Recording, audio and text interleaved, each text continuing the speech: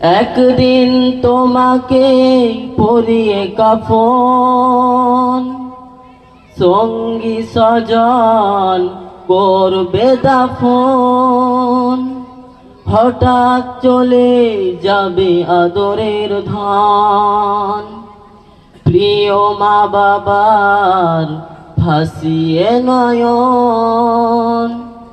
তৈরি থেকো তৈরি রেখো কবরের মাল সামান, একদিন তোমার নাম মসজিদে হবে এলান।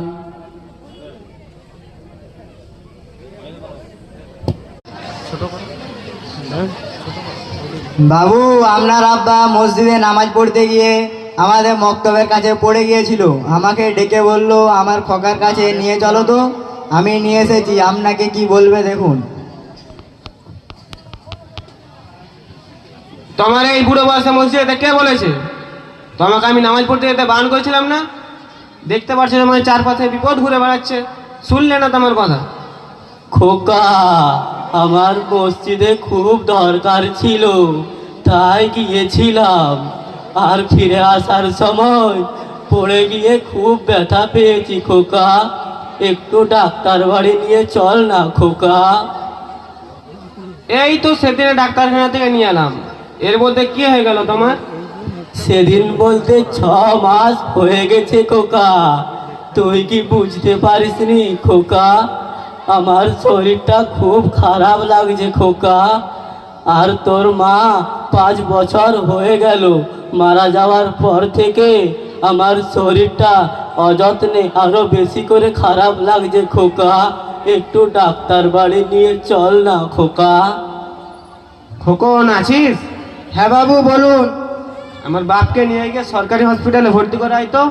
খোকা, আমি তোকে ছোটবেলা থেকে মানুষ করেছি, কোনদিন সরকারি হসপিটালে দেখাইনি। 2000 টাকা ফি দিয়ে বড় ডাক্তার দেখিয়ে মানুষ করেছি, আজ তুই আমাকে সরকারি হসপিটালে নিয়ে যাবার কথা বলছিস খোকা? এ খোকন শোন, এর বয়স হয়ে গেছে, চোখেও ভালো দেখে না আর কানেও ভালো শোনে না। একটা সরকারি হসপিটালে ভর্তি করে বলবি নার্সিংহোমে ভর্তি করেছি। ঠিক আছে বাবু, তাই হবে। চাচা চলুন, আপনাকে নার্সিংহোমে ভর্তি করা হবে।